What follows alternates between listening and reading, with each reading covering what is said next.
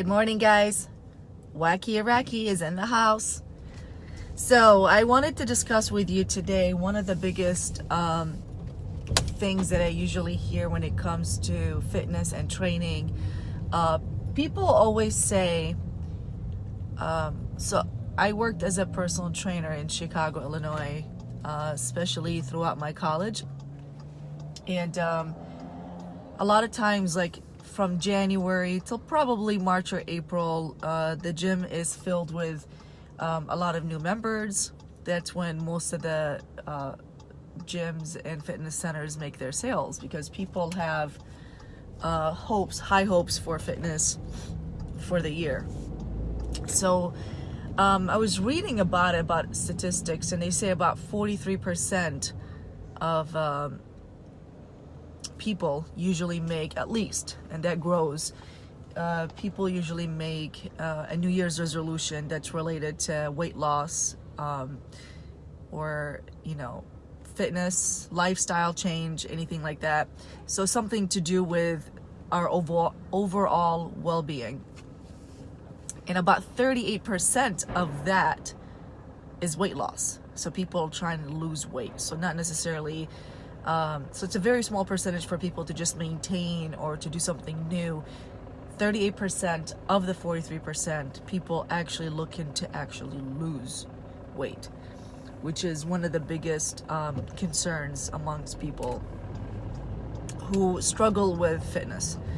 So I'm here to show you reasons why a lot of people fail, and it's really horrible. So when people fail at reaching their goal, or I guess accomplishing the New Year's resolution, it's really a big deal, because a lot of times when people fail, they think it's a reason to not keep going.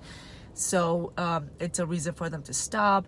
That's something that they're not cut out for. When a lot of times, for me, my life motto has always been, if you fail, then you keep trying, because the next time I'm going to be even stronger. I'm going to do a better job. But unfortunately, not a lot of people see it that way. Some people say, how many of your friends have said, oh, it's a sign, I don't think it's cut out for me. It's not the kind of thing that I should be doing. I mean, I couldn't do it before. There's so many excuses that we make for ourselves. So a lot of times when people fail at accomplishing their New Year's resolution, they give up, and they tend to think that it's not for them. And the fact that about 43% of the population make the fitness and lifestyle goals as their New Year resolution, and they fail, most of them, and they give up, that's really sad. So I'm here to crush every excuse, every reason why that might be happening. So let's start with the first reason. Well, first of all, let's start with why most people fail at their New Year's resolution. The number one reason, I feel like sneezing, okay, so wait for it. It's coming.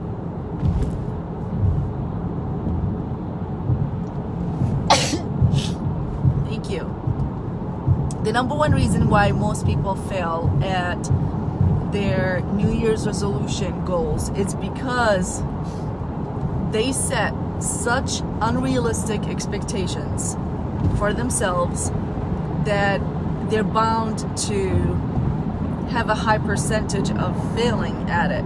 So let's say I wanted to go from not speaking any languages, which I do, but like, let's say I didn't speak any languages, and I said my New Year's resolution is to speak 5 languages.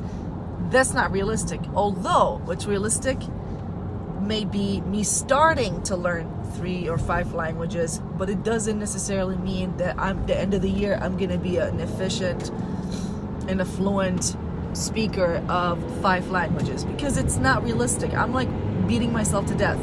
So the biggest reason is a lot of people set unrealistic expectations and such awesome goals, but like really, really hard to reach if they haven't started at a certain point. So a lot of solutions to that could be I'll go over one of them. So one of the reasons why a lot of people, when they set high expectations for themselves and a lot of goals and they can't accomplish it, what they ought to do is start really small. So start with something that's really realistic. Set up a goal that might be very small. So like, let's relate it to fitness.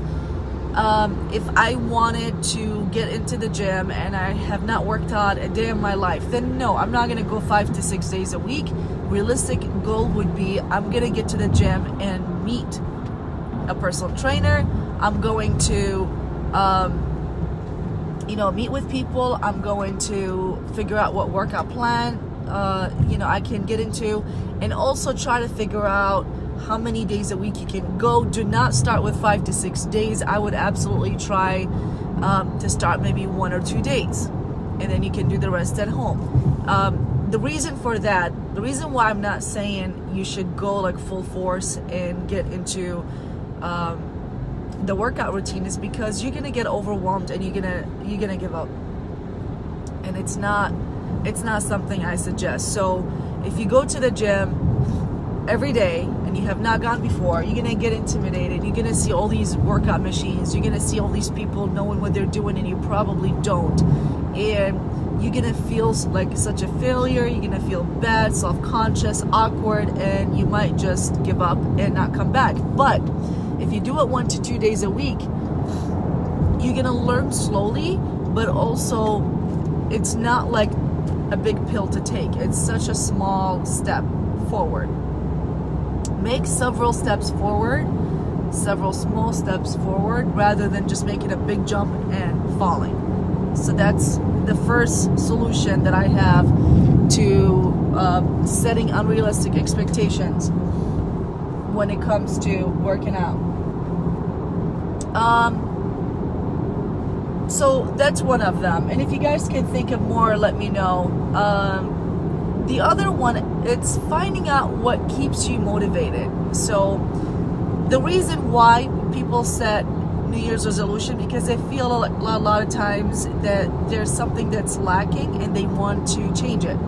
So let's say, once more, like I haven't gone to the gym. The reason why I would set up my New Year's resolution to be going to the gym is because I probably feel like my body needs it, my overall health, my fitness level is lacking, and all that kind of stuff. So find what motivates you. It could be a wedding that you want to go to. It could be your own wedding. It could be, looking in top, like being in top shape for the beach. Whatever it is that motivated you to get to the goal that you set up for yourself is the reason why I want you to keep focusing on, and kind of make sure that it keeps you on track,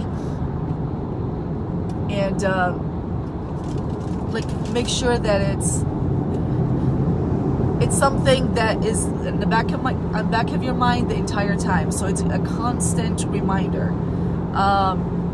So far for setting unrealistic expectations, the first one is start with small steps. Make several small steps rather than a big jump and then you'll crash. Number 2 is find what motivates you and make sure that thing continues to motivate you, and that's by continuing to have it in the back of your head as a reminder, and also holding you accountable. And it's like something that you check in with constantly. Okay, on my way to do the gym, I'm on my way, I gotta look good for the beach this year, and that kind of stuff.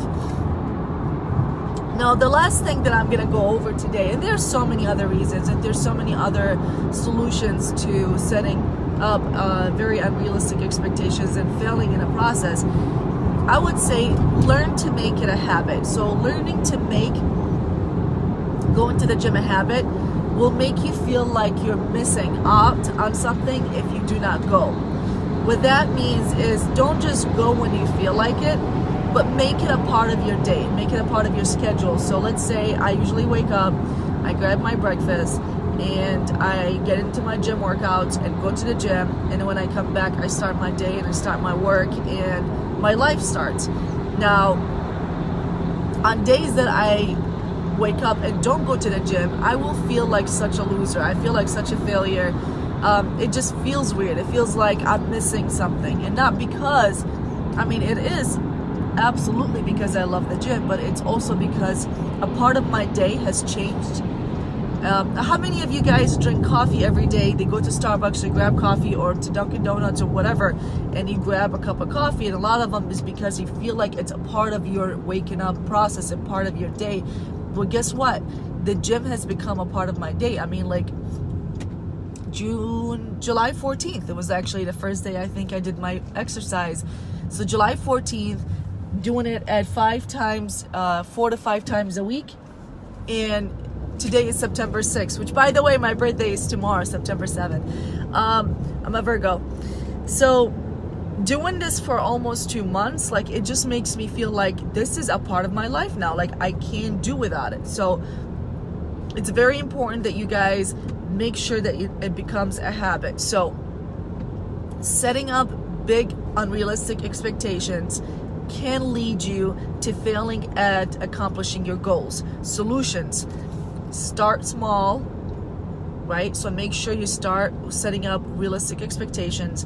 Make it a habit. Make sure it's something that your body and your mind know that this is a part of your day, and then you can look forward to it instead of making it feel like, you know, it's a burden or an obligation.